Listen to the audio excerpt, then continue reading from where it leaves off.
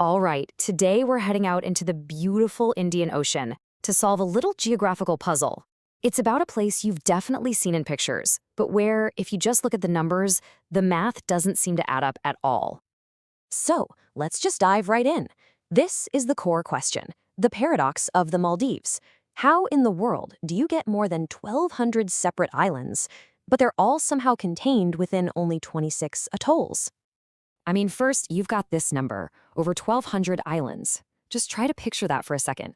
A huge scattering of tiny individual specks of land spread across the water. But then, all of that, every single one of those islands, is grouped into just 26 of these things called atolls. So what's the deal? How can both of these numbers be true? Well, to solve this, the very first thing we have to get straight is that an atoll and an island, they are not the same thing, not even a little bit. So let's crack this code. Okay, so what is an atoll? It's not a single piece of land. Think of it as a gigantic, ring-shaped structure made of coral reef. We're talking massive, sometimes stretching for tens, even hundreds of kilometers, and it's all built around a central lagoon. It's the whole system, not just one part. You know, here's an easy way to think about it that makes everything just click. Imagine the atoll is like a huge circular city wall rising up from the deep ocean floor. And that's really the key. The atoll is the city wall, that one giant foundational reef. The islands, they're like the buildings that are sitting right on top of that wall. They're just these small, separate patches of land made from sand and broken coral that have piled up on the rim of the atoll over time. Okay, so now we know what an atoll is, but that just leads to the next question, right? How did these incredible rings get here in the first place? Well, let's look at the recipe. And it's a story that has been millions of years in the making. It's an amazing process, really. It all starts when an underwater volcano erupts and breaks the surface of the sea. Then, tiny little coral polyps start building a reef all around the volcano's edge, where the water is shallow. Now, here's the magic part. Over millions of years, the volcano itself slowly sinks back down, but the coral? It keeps growing upwards, always reaching for that sunlight. And eventually, the volcano disappears completely, leaving behind only that perfect ring of coral we now call an atoll. But hang on a second.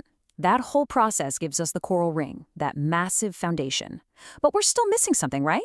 Where are those 1,200 sandy islands we started with? For that, we need the finishing touches. And this is where the islands finally come from, literally green by green. Ocean currents carry sand and little bits of broken coral and just drop them in different spots along that huge atoll rim. Over thousands and thousands of years, these piles get bigger and bigger until they actually pop up above sea level. And the results? You get dozens, sometimes even hundreds, of these little low-lying islands dotting the edge of a single atoll. And that is how you get to over 1,200 islands. So we've got the how, but that still doesn't explain the why here. I mean, why did this incredible process happen so perfectly in this one spot in the Indian Ocean? To answer that, we gotta zoom out and look at the bigger picture, a volcanic legacy. See, the real answer is hidden deep underwater.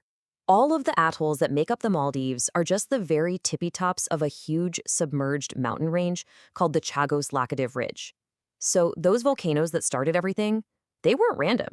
They were part of this massive geologic feature that was the perfect stage for all of this to happen. And all of this brings us to one final, really important thought. This whole amazing dance of creation, a volcano sinking while a reef grows up, depended on a delicate balance with the sea. These islands were literally born by keeping pace with a changing sea level.